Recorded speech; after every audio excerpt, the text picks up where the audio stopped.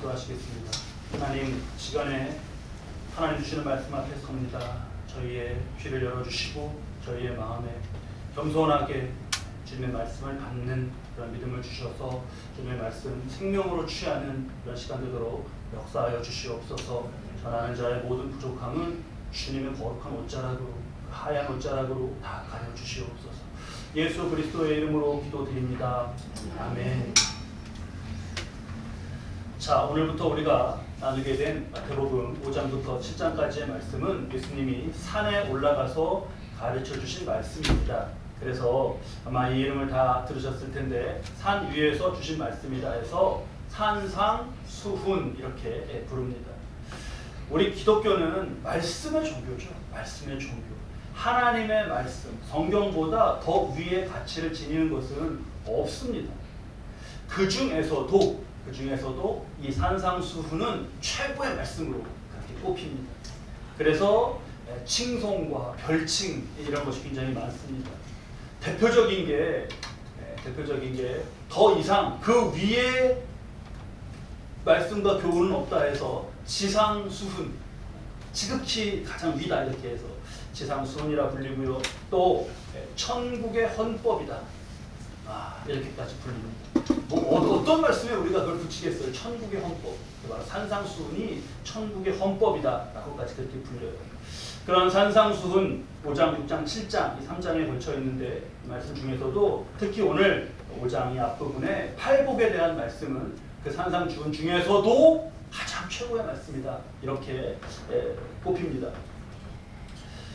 이런 말씀일 때 솔직히 목사는 굉장히 괴롭습니다. 최고의 말씀이다. 어떻게 심오하고 할 텐데, 여러분, 우리가 심오한 거를 대할 때 그 표정이 어떤가요? 뭐가 말씀이 심오하다 그러면 내가 인상이 이렇게 쫙 써지지 않습니까?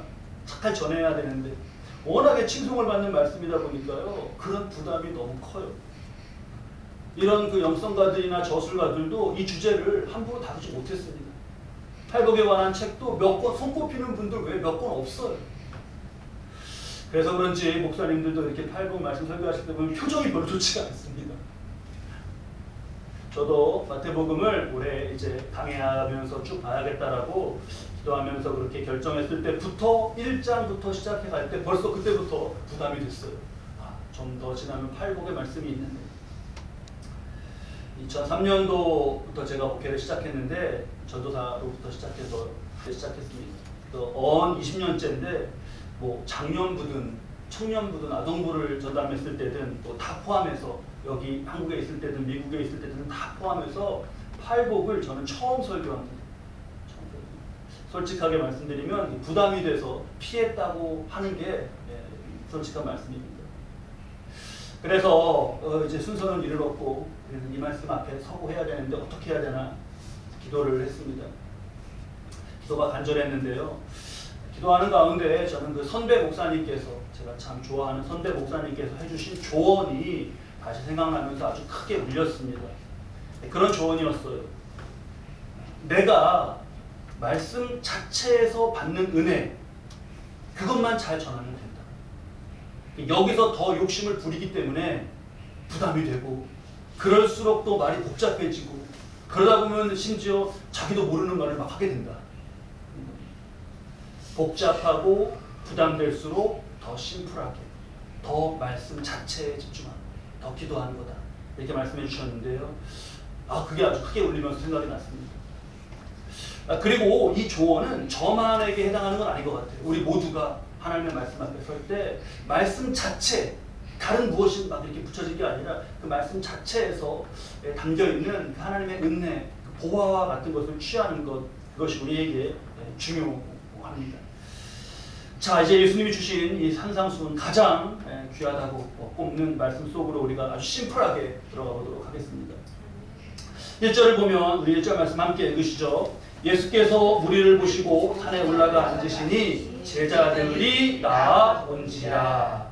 무리를 보시고 산에 오르셨더니 제자들이 나왔습니다. 여기서 우리는 먼저 딱 구분을 해야 됩니다. 뭘 구분해야 되죠? 무리와 제자가 나뉩니다. 무리는 이게 어떤 의미냐? 자신의 이익만을 생각해요, 무리. 주변에서 무엇이 뭐 얻을 것 먹을 것이 있나 기웃기웃거립니다. 그러다가 이익이 없으면 어떡하죠? 떠납니다. 자신의 헌신이 요구될 때는 떠나요. 그래서 무리에게는 십자가가 없습니다. 자기 중심적이에요. 그리고 무리는 알지 못하지만 그냥 막 휩쓸려 다니면서 삽니다. 그게 무리의 삶이라고 할 수 있습니다. 무리의 삶. 십자가에 달리신 예수님이 말씀해 주셨죠. 우리 PPT 앞에 다음 말씀 띄워주시겠어요? 우리 이 말씀 함께 읽습니다. 이에 예수께서 이르시되 아버지 저들을 사하여 주옵소서 자기들이 하는 것을 알지 못함이니이다 하시더라. 그 위에서도 용서를 비쳤던 기도로 아주 유명한 정말 감동되는 그런 주님 말씀인데요. 사하여 주옵소서 한 다음에 뭐라 그러시죠? 자기들이 하는 것을 알지 못함입니다. 알지 못하고 뭘 하는지 모르는데 그냥 막 휩쓸려 다녀요.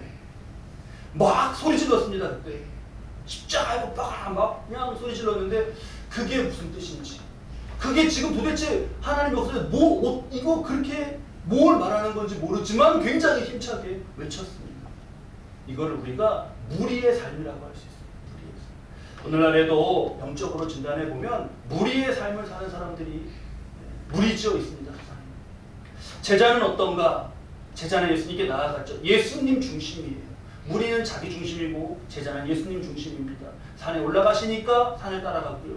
뭐 강에 가셨으면 강을 따라가는 거고 그랬겠죠. 예수님 곁에 있습니다. 예수님께 진리를 듣습니다. 선한 것이 무엇인지 배웁니다. 그 삶에 하나님의 영광의 징표인 십자가가 있습니다. 세상의 끝날까지 예수님의 인도와 보호 속에서 살아갑니다. 제자는 그런 삶이에요. 1절에 예수께서 무리를 보시고 산에 올라가 앉으시니 제자들이 나아온지라 하고 2절로 우리가 넘어가기 전에 1절에서 우리는 딱 세상에 놓인 영적 갈림길을 봐야 돼요. 여기서 우리가 여러분 택하시죠. 무리의 길로 가실 겁니까? 아니면 제자의 길로 가실 겁니까? 어디로 가시려나요? 제자의 길로 가시는 거죠? 그래야 2절로 갈 수 있습니다. 제자의 길로 가야 2절로 갈 수 있는 거예요. 아니면 그냥 여기서 끝인 거죠. 1절에서. 아, 예수님 산에 가시는구나. 뭐 내가 얻을 게 없겠구나. 그게 무리의 삶입니다. 자, 팔복을 다시 좀 말씀해 주시는데요. 3절 말씀 우리 함께 읽겠습니다. 심령이 가난한 자는 복이 있나니 천국이 그들의 것이며. 자, 뜻을 좀 새겨보겠습니다. 가난이 나왔어요. 가난. 우리 가난이란 말을 너나 없이 다 별로 좋아하지 않고 유쾌하지 않은데 이 말이, 이 가난이라는 말은 당시에 헬라어 속에서 두 가지가 대표적으로 쓰였습니다. 하나는 페네스라는 말이에요. 페네스. 하나는 프토코스라는 말입니다. 뭐 이런 용어에는 잊어버려도 좋죠. 근데 뭐 하나가 있었고 또 하나가 있었던 겁니다. 페네스와 프토코스. 페네스라는 가난은 뭐냐? 그 가난은 뭐냐면 페네스는 이렇게 살긴 사는데 돈이 적어요. 모자라요. 그래서 좋은 걸 못 삽니다. 그래서 불편해요. 그래서 가난하다고 생각하는 거예요. 그게 페네스라는 가난입니다. 근데 프토코스는 뭐냐? 프토코스는요, 지금 생명을 유지하는데 절대적으로 필요한 게 있지 않습니까? 절대적으로. 그게 없는 가난이에요. 이런 거죠. 파산을 했습니다. 완전히 파산을 했어요. 다음 달까지 집을 비워라. 지금 비워야 돼요. 그거는 페네스일까요? 프토코스일까요? 뭐 파산해갖고 다 쫓겨나게 생겼는데 그게 프토코스. 파산해서 다음 달까지 집을 비워라는요, 프토코스가 아니에요.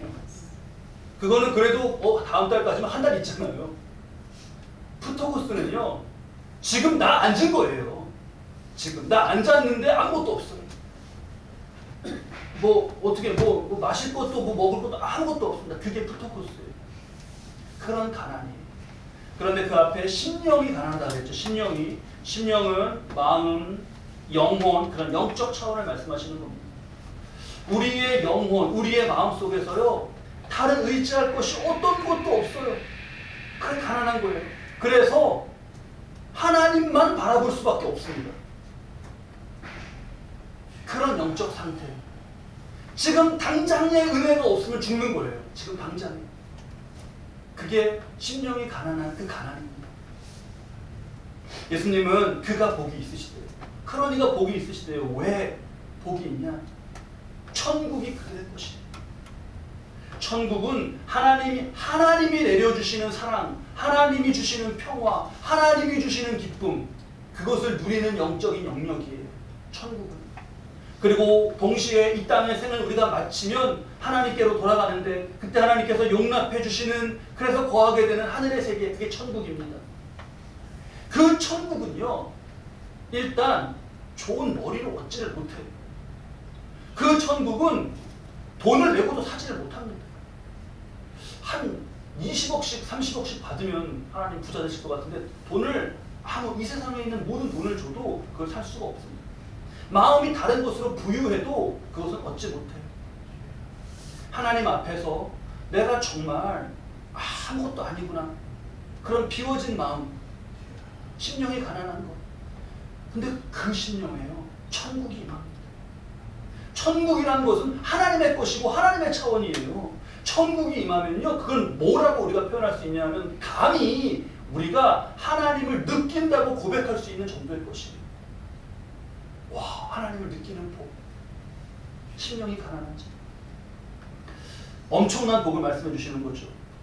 근데 우리가 하나님을 바라본다고는 하지만, 우리가 다 믿음이 있고 마음이 겸손하고 하나님을 바라본다고는 하지만, 앞에 말씀드렸던 두 가난 중에서 페네스인 경우가 많습니다. 페네스. 하나님을 믿어요. 믿는데 하나님 없으면 안 돼 라고 말은 하는데, 근데 내심 뭔가 다른 믿는 구석이 마음속에 또 있어요. 일단 오늘 먹을 게 있다. 일단 오늘 먹을 게 있다. 당분간 지낼 게 있다. 이런 거죠. 내가 어떻게, 내가 정말 난 하나님 없으면, 이게 아니라 그러면 하나님 없으면 내가 뭐 집이라도 팔면은 좀 얼마나 살 수 있잖아. 이런 게 있잖아요. 근데요, 다른 게 아니라 바로 그런 게 교만입니다.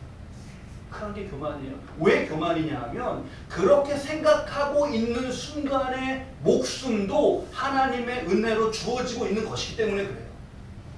그렇게 생각하고 있는 그 순간에 내 삶도 그것도 하나님께서 주시고 있는 것인데, 그렇게 생각한다는 건 교만입니다. 하나님 없이는 나는 없어요. 심령의 가난, 가장 쉽게는 겸손한 거죠. 겸손이 천국을 소유하는 제1의 원리다. 자족과 감사, 평화, 행복의 최고의 원리다 라고 하나님 가르쳐주시는 거예요. 우리 인간이 죄성을 가지고 있다고 표현합니다. 죄성을 가지고 있다. 그렇죠? 근데 이게 죄성을 가지고 있다라는 말이, 죄성을 가지고 있다라는 말이 죄도 짓고 이렇게 실수도 하고 넘어지고 그런 어떤 것을 우리가 생각할 수 있는데, 아주 실질적으로 우리 안에 일어나는 작용을 놓고 생각해 보면, 인간이 죄성을 가지고 있다는 말에는 가만히 놔두면 교만해진다라는 뜻이 담겨 있어요. 가만히 놔두면 인간은 교만해져요. 이게 말씀에 의해서 다스려지고 어떤 힘에 의해서 도움을 받고 있어야 교만이 자라지 않습니다. 그래서 심령의 가난은 반복적으로 훈련을 해야 돼요. 심령의 가난. 훈련의 방법 중에 하나만 뽑아서 우리가 나누면, 가장 좋은 방법 중에 하나는 죽음을 생각하는 겁니다. 죽음. 속이 뭔가 좀 소화가 안 되고 요즘에 불편해서 병원에 갔습니다. 의사가 검사하더니 가족들을 다 부르래요. 무슨 일인가 하고 가족이랑 갔습니다. 그랬더니 이 정도면 한 달 정도도 살기 힘들다라고 말해요. 그렇게 여러분 들으신다고 생각해 보세요. 놀라겠죠? 이게 무슨 말인가? 놀랍니다. 근데 이게 놀라고 있으면 안 되잖아요. 놀라고만 있으면 뭐 어떻게 해야 되잖아요. 어떻게 해야 되지? 뭐를 해야 되지? 그러면서 막 뭔가 억울하기도 해요. 왜 내가 막 억울하기도 해요. 근데 뭐 억울해하고 그럴 새도 없습니다. 뭐 어떻게 뭘 해야 되는데, 근데 뭘 어떻게 하겠습니까? 뭘 어떻게 하겠어요? 그냥 다 내려놔야 돼요. 그렇잖아요. 근데 다 내려놓는다라고 생각하는 그것까지도 그것까지가 아직 현실 인식이 덜 된 거예요. 그냥 내가 내려놓고 말고도 없습니다. 그것도 없어요. 그냥 아무것도 할 수 없는 거예요. 그럼 어떻게 되죠? 그냥 하나님만 바라볼 수밖에 없어요. 그게 심령의 가난입니다. 제가 우리가 죽음을 가지고 이 얘기를 나누니까 좀 걸려요. 죽음. 무슨 기분 나쁘게 죽음을 얘기해. 또 세상에서는 야, 너 재수 없게 죽음을 얘기해. 죽음은 보통 욕이잖아요. 누구 친구랑 뭐 싸우고 그럴 때 누가 길에서 보면 막 죽인다 그러잖아요. 근데요, 좋은 훈련이에요. 영적으로 좋은 죽음을 생각하는 건 좋은 훈련입니다. 로마 시대 때 그 전쟁에서 그 장군이 승리하고 개선 장군이 승리하고 돌아오면 거리에서 환호했죠. 시민들이 나와서 환호하면서 맞았습니다. 그러면 무리의 노예들을 뒤에서 그 장군을 따라오게 하면서 똑같이 반복하는 말을 외치게 했어요. 그 말하게 한 게 뭐죠? 그게 메멘토 모리입니다. 메멘토 모리. 메멘토 모리가 라틴어인데 뜻이 죽음을 기억하라. 환호하는 가운데 승리 개선 장군 들어가는데 뒤에서 그걸 외치게 하고요. 죽음을 기억해라. 죽음을 기억해라.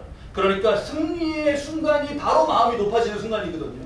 그때가 사람들이 환호하고 막 이러니까 뭐가 된 것 같고 막 어색해지는 그때 그걸 누르는 말이었어요. 기분 나쁘게 하려고 그러는 게 아니라 안전장치였던 겁니다. 그게 메멘토 모리, 죽음을 기억해라. 저는 그 애플에 그 스티브 잡스가 있었지 않습니까? 스티브 잡스의 인터뷰가 참 인상적이었어요. 스티브 잡스가 굉장히 막 정말 뭐 이름을 날리면서 세계적으로 애플을 해갖고 뭐 스마트폰도 만들고 이러니까 굉장히 그 사람의 삶을 사람들이 이제 신비하게 생각하고 대단하다 칭송도 받고 그랬습니다. 기자가 물어본 거예요.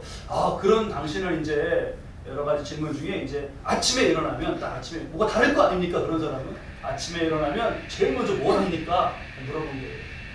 아침에 일어나면 제일 먼저 뭘 합니까? 그때 스티브 잡스가 그렇게 대답했죠. 아침에 일어나면 제일 먼저 죽음을 생각합니다. 기자도 좀 놀랐어요. 아침에 일어나면 드디어 이제 또 뭐 나가자, 뭐 또 만들자 막 이게 아니라 죽음을 생각한다는 거예요. 자신의 자리, 자신이 어떤 존재. 죽음 얘기는요, 여러분 기분이 나쁘고 힘이 빠지고 뭐 그러는 게 아닙니다. 역설적이게도 보세요. 스티브 잡스는 아침마다 죽음을 생각하면서 시작했는데 가장 창의적이고 가장 열정적인 삶을 살았다고 또 사람들이 평가받지 않습니까? 우리는 이 죽음을 놓고 내가 어떤 존재인가를 놓고 늘 생각하면서 심령의 가난을 훈련해야 돼요. 우리 말씀 좀 띄워주시겠어요? 야고보서 4장 14절 말씀입니다. 우리 함께 읽으시죠. 내일 일을 너희가 알지 못하는도다. 너희 생명이 무엇이냐? 너희는 잠깐 보이다가 없어지는 안개니라. 이 말씀 단어 한 말씀에서 그렇지 않은데요? 저는 좀 이의가 있는데요? 그러실 수 있는 게 있으세요 혹시? 없어요. 우리는 뭐 아침에 일어나면 죽음을 묵상하고 막 그게 아니라 아침에 일어나면 말씀을 묵상하는 거예요. 우리 뭐 이렇게 생각하는 게 어떤 유익이 있는 거다 막 그런 것도 아닙니다. 그냥 우리 실존이에요 이게. 당장 심정지가 오면은 그냥 죽는 거 아닙니까? 목숨은 끝나는 거예요. 그러니까 사실을 확인해서 말씀해 주시는 거예요. 이로써 영적 가난을 훈련하는 겁니다. 아무 의지 없이 그냥 하나님만 바라보고 있는 영혼. 그게 가난한 심령이에요. 근데 그게 그 심령이 그럴 때에 비로소 어떤 통로인지 모르게 천국이 임하는 겁니다. 하나님이 주시는 진정한 평화와 자유와 사랑과. 자, 이 말씀이 실상으로 나타나는 모습, 실제 삶으로 나타나는 모습을 우리가 두 가지 케이스를 한번 보겠습니다. 야곱이 고향으로 돌아올 때입니다. 고향으로 돌아오는데 그때 약복강에서 천사와 씨름을 하죠. 약복강이라고 하는 것은 그 경계예요. 거기서 천사와 씨름합니다. 하나님이 붙이신 씨름이에요. 창세기 32장 25절 26절 말씀인데요. 우리 말씀 좀 띄워주세요. 거기 보면 천사가 야곱을 25절에 야곱을 이기지 못함을 보고 그가 야곱의 허벅지 관절을 치매. 지금 예전 성경에는 저게 뭐라 그랬죠? 저거를 환도뼈라고 그랬죠. 환도뼈 허벅지 관절을 치매. 야곱의 허벅지 관절이 그 사람과 씨름할 때 어긋났더라. 다 운동도 하시고 그러셨으니까 전문가시니까 여기 엉덩이 여기 아래 환도뼈 여기가 어긋나 버리면 어떻게 되나요? 섰지를 못해요. 걷지를 못합니다. 그렇죠. 야곱을 완전히 쓰러뜨리신 거예요. 그리고는 26절에 보니까 그리고는 가려고 그러네요. 천사가. 그거 어떻게 하시겠어요? 여러분 같으시면. 그래? 그래? 가 그러면. 내가 짝대기라도 짚고 일어나갖고 내가 진짜 한번 그래 일단 내가 벌어놓은 게 있으니까 뭐 그렇게 하고 야곱이 그게 아니었어요. 허벅지 관절이 어긋난 채로 26절에 뭐라 우리 26절 말씀 함께 읽겠습니다. 그가 이르되 날이 세려하니 나로 가게 하라. 야곱이 이르되 당신이 내게 축복하지 아니하면 가게 하지 아니하겠나이다. 여기 걸려있거든요. 야곱은. 이게 아니면 야곱은 죽어요. 그런 마음이에요. 없어요. 더 다른 게 없어요. 더 아무것도 없어요. 여기서 지금 자신은 해결이 돼야 돼요. 너무너무 심령이 가난해졌죠. 한덕표가 이렇게 됐는데 29절 말고 다음 말씀 보여주시면 함께 읽겠습니다. 야곱이 청하여 이르되 당신의 이름을 알려주소서. 그 사람이 이르되 어찌하여 내 이름을 묻느냐 하고 거기서 야곱에게 축복하니라. 바로 거기서 야곱을 축복했어요. 이 이후에 야곱의 삶은 그 이전과 완전히 다릅니다. 야곱이 약복강 건너가서 제일 먼저 만난 게 누구였죠? 에서죠. 에서 그때 처음 만난 건가요? 아니면 예전에 그 사람인가요? 예전에 그 사람이죠. 에서 뭐 모르던 사람 아니죠. 그 사람이죠. 건너가서 고향에 가잖아요. 고향 새로운 곳에 간 건가요? 아니면 예전 그곳에 간 건가요? 예전 그곳에 간 거예요. 다른 건 변한 게 없어요. 뭐가 변했죠? 야곱이 변했어요. 이겁니다. 심령이 가난한.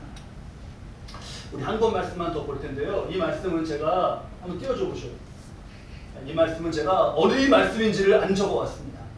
여러분 한번 지금 읽어보시면서 이게 어느 책, 성경의 어느 책 말씀인지 한번 생각해 보셔요. 나오미. 네? 나오미가 나오네요. 그러면은 나오미가 나오면 걸렸어요. 룻기죠. 아이고 잘 맞추시네요. 역시 대단하십니다. 우리 성경 딱 안 써놔도 아셔요. 룻기 시작 말씀이에요. 룻기 1장 2절 말씀. 얼핏 보면 얼핏 눈으로 보시죠. 사사들이 치리하던 그때 흉년이 유다 백성 한 사람이 모압 집에 가서 거류하는데 그의 이름이 엘리멜렉이요 그의 아내 이름은 나오미. 저 걸렸구나. 나오미다. 두 아들의 이름은 말론, 기련. 아들은 말론이고 기련이다. 유대 베들레헴 에플라 사람들이더라. 그들이 모압 지방에 들어가서 거기 살더니 1절 2절이 이렇습니다. 자 여기서 주관식으로 이 1절 2절 말씀 이 말씀에 제목을 한번 여러분 지어보셔요. 제목. 뭐라고 제목을 지으면 좋을까요? 네? 뭐라고요? 흉년이 들어서 이민 같다. 나오미의 이민. 뭐 그렇게 지으면 될 수 있겠죠. 나오미의 이민. 그 다음에 거기 보니까 남편 이름 뭐라고요?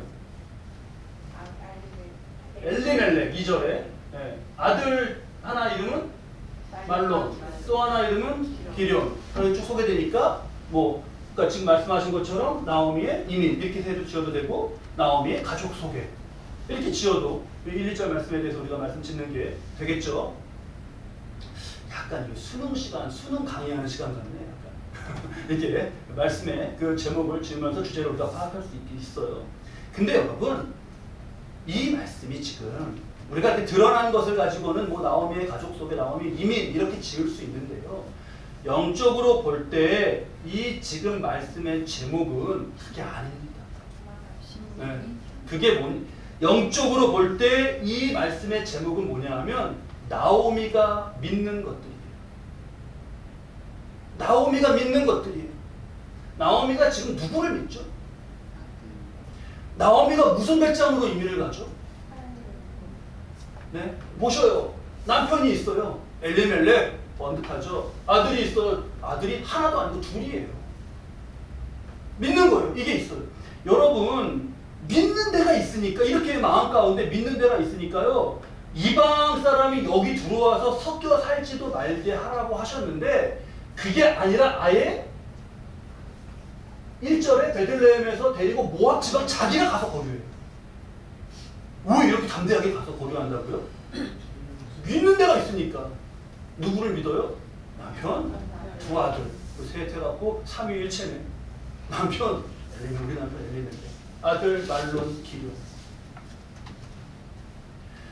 여러분 그 믿는 것이 그 그 믿는 것이 사람인데 아까 야고보서 말씀에서 사람이 뭐라 그랬어요? 잠깐 보이다가 없어지는 안개가 된 거예요. 그러니까 이거 영적으로 말하면 나오미는 안개 붙잡고 간 거예요. 뭘 붙잡을 만한 걸 붙잡았어야지. 그래서 21절 말고 다음 말씀 좀 띄워주세요. 21절 말씀을 보면 함께 읽겠습니다. 내가 풍족하게 나갔더니 여호와께서 내게 비어 돌아오게 하셨느니라. 여호와께서 나를 징벌하셨고 전능자가 나를 괴롭게 하셨거늘 너희가 어찌 나를 나옴이라 부르냐 하니라. 여호와께서 내게 비어 돌아오게 하셨느니라. 심령의 가난한 심령으로 돌아오게 된 거예요. 아시잖아요. 엘리멜렉부터 다 죽었잖아요. 다 죽었어요. 여호와께서 나를 징벌하셨다. 글쎄, 여호와께서 징벌하신 건가? 자기가 안개 잡은 거 아닌가? 그건 좀 나중에 제가 천국에서 만나가서 그것도 토론을 해봐야겠어요. 뭘 하나님이 나를 전능자가 나를 괴롭혀? 그냥 그건 자기가 안개 잡은 거 아닌가? 여호와께서 내게 비어 돌아오게 하셨다라고 한 그 가난한 심령을 우리가 여기서 보는데 이 이후로 나오미의 인생은 완전히 새로운 차원이 열리고 새로운 것이 그의 인생 가운데 채워집니다. 우리가 심령의 가난을 말씀드려서 잘 새겨야겠어요. 흔히 행복한 것 여기 지금 복이 있다라고 하신 거는 행복하다라는 건데 행복한 거는 외적인 것에 따라서 결정된다라고 세상에서 말해요. 외적인 것에 어떤 것이 있으면 행복하지, 어떤 상황이 되면 행복하지, 이런 식으로 외적인 어떤 것에 의해서 결정된다. 근데 여러분 가만히 보면 내가 내 행복이 결정되는 행복을 걸고 있는 그것이라면 그것이 가장 중요하잖아요. 그럼 그것이 영적 성격으로는 우상 아닙니까? 이것 때문에 나는 행복하고 이것 때문에 나는 불행하다라고 거는 무엇이라면 내 행복이 어떻게 거기에 달려있어요? 그거는 그 행복을 위해서 나는 하나님이 필요합니다. 하나님 이렇게 할 때 하나님은 종이 되는 거죠. 나의 종이. 예수님은요 어느새 이렇게 우리 마음이 이렇게 어느새 보면 이렇게 되어가는 거를 지금 말씀으로 고쳐주시는 거예요. 우리 마음을 제자리에 돌려 놓아주시는 거예요. 팔복 말씀을 가만히 읽으면요 여러분 가만히 읽으면요 마음에 평안이 임해요. 마음이 제자리를 찾아서 그래요. 우리 마음이 말씀의 힘을 그래서 느끼게 됩니다. 우리 이 말씀 자체가 특히 팔복의 말씀이 우리 심령에 정말 어떠한 상황에서도 이 말씀이 잊혀지지 않게 돌에 새긴 것처럼 확실하시기를 바랍니다. 자, 이 말씀에 에이 뭐 내가 얻고자 하는 게 없네, 뭐가 생기고 난 이게 있어야 행복한데 그걸 얻는 방법이 아니네 하고 떠나는 사람들이 바로 무리인 것이죠. 제가 주보에 그림을 요즘에 계속해서 꼭 싣고 있는데 그림을 실어놨습니다. 한번 보시죠. 칼 하이니히 블로우라는 또 굉장히 유명한 작가의 산상설교라는 작품이에요. 1877년의 작품. 여러분 이 그림 많이 보지 않으셨어요? 되게 유명하고 우리가 여러분들도 많이 봤습니다. 앞에 잘 그림이 안 보이실 것 같아서 성화로 이렇게 띄워놨습니다. 제가 그림을 저는 그림을 문해관이고 이거를 지금 말씀드리는 거는 다 그 해설이나 이런 거 보고 말씀드리는 거예요. 전 그림 잘 모릅니다. 근데 해설을 말씀드리는 건데 그걸 보면서 은혜를 많이 받았어요. 여기 지금 예수님이 두 가지 색으로 배색이 돼서 옷을 입으셨는데 파란색 옷을 입으신 거. 이 파란색은 하늘을 상징한다고 하네요. 하늘도 파란색이고 그 너머에 천상의 그걸 상징한다고 해요. 안에 붉은색으로 옷을 입은 것으로 칠했는데 붉은색은 사랑을 상징한다고 합니다. 사랑. 하늘에서 사랑 내려와서 임합니다. 블로우 작가는 이 작품 속에서 많은 것을 넣어놨는데요. 예수님이 지금 말씀을 가르치는 곳이 산 위에 이게 지금 반석이지 않습니까? 바위. 그래서 반석 위에 말씀이 있어요. 그래서 그 말씀으로 삶을 세우는 사람은 삶이 반석과 같이 여기 뭐 비가 온들 뭐가 한들 이게 무슨 일이 나겠습니까? 그런 것을 담아놨다고 해요. 그 작품 속에다가. 그러면서 우리가 저도 그전에는 예수님 모습과 이런 옷과 이렇게 모습만 많이 봤는데 이번에 우리 말씀 나누면서 이 부분을 좀 보시죠. 여러분. 이 주변에 있는 사람들을 한번 보십시오. 주변에 있는 사람들. 주변에 있는 사람들은요 각각 다양한 포즈와 다양한 표정으로 있어요. 지금 예수님의 말씀을 어떻게 듣고 있느냐를 블로그는 그걸 사람들의 마음을 적어놓은 거예요. 이 사람 어떤가요? 이 사람 일단 좀 삐딱하죠? 등 돌리고 뭐라고 무슨 하면서 그러고 듣고 있어요. 이 사람은요? 팔짱을 끼고 있네요. 한번 들어보자. 내가 한번 들어보자. 여러분 이 사람의 심령이 가난하게 느껴지십니까? 그렇게 느껴지지 않죠. 이렇게 내가 한번 들어볼게요. 그런데요, 곳곳에 지금 이 사람 보시죠. 이 사람 자세가 어떻죠? 두 손을 모으고 생명의 말씀을 받는 그런 자세로 말씀을 받고 있어요. 블로우가 가장 앞에 심혈을 위해서 드린 사람은 이 사람입니다. 바위에 손을 모으고 기대 앉아서 예수님 발치에서 팔복의 말씀, 산상수훈 말씀을 그대로 받고 있어요. 그대로 받고 있어요. 여러분, 내가 어떤 자세인가를 이 블로우의 그림, 예수님은 이 모습이시고 나는 이 중에 어떤 모습인가를 한번 잘 점검해 보는 거예요. 내 심령이 어떤가? 정말 하나님 앞에 나는 심령이 가난한 그러한 것인가? 꼭 돌아봐야겠습니다. 무리들, 저 뒤에 무리들 있죠. 에이, 얻을 것도 없네. 여기 기웃, 저기 기웃. 가난의 영으로 충만했던 사람들. 가난의 영. 이 사람들이 이렇게 가난의 영으로 충만하게 살아가다가 가장 크게 쓰임받은 것이 언제냐? 아까 처음에 설교 도입에 말씀드렸던 그날입니다. 십자가에 못 박아라. 그날이에요. 뭐라고 그러는 건지 그게 무슨 뜻인지 모르고 외쳤습니다. 휩쓸려서 그렇게 외쳤어요. 그리고 다시 휩쓸려서 떠났습니다. 아까 소리 많이 질렀더니 배고프다. 뭐라도 먹자. 그걸 물이라고 불러요. 자, 우리 말씀 자체, 8번 말씀 자체에서 큰 은혜를 새기며 3절 말씀, 심령이 가난한 자는 복이 있나니 천국에 그릴 것입니다. 그래서 우리 심령에 꼭 새기실 수 있게 바랍니다. 우리가 이번에 8번 말씀을 오늘부터 해서 이제 나눠갈 때 말씀에 그냥 내가 물들어갔으면 좋겠어요. 이걸 우리가 외울 수도 있고 우리가 이 말씀을 그럴 수 있는데 말씀에서 인포메이션을 얻는다고 말씀드렸죠. 정보를 얻고 지식을 얻고 이렇게 해야겠구나 라는 걸 말씀에서 우리가 인포메이션을 얻는 걸 말씀드렸습니다. 근데 인포메이션을 얻는 것보다 더 말씀에서 중요한 것은 뭐냐? 인포메이션에서 앞에 인자가 떨어지는 거예요. 그럼 뭐가 되죠? 포메이션. 말씀이 나를 포메이션하는, 말씀이 내 영혼을 포메이션하고 말씀이 내 삶을 포메이션, 형성해야 됩니다. 우리 한번 조용한 시간에 여러분 이 8번 말씀을 필사해보세요. 조용한 시간에 필사해보세요. 요즘에는 주로 컴퓨터도 하고 이렇게 노트북을 이렇게 해갖고 아마 이 정도 되는 분량도 쓰시다 보면 이만큼 요즘에 써보셨던 적도 별로 없으실 거예요. 예수님 말씀하시는 걸 내가 듣고 받아 적는 것처럼 저 앞에 있는 사람처럼 그런 가난한 심령으로 한번 적어보시기 바랍니다. 또 암송하는 것도 좋아요. 이번에 암송하시는 것도 좋습니다.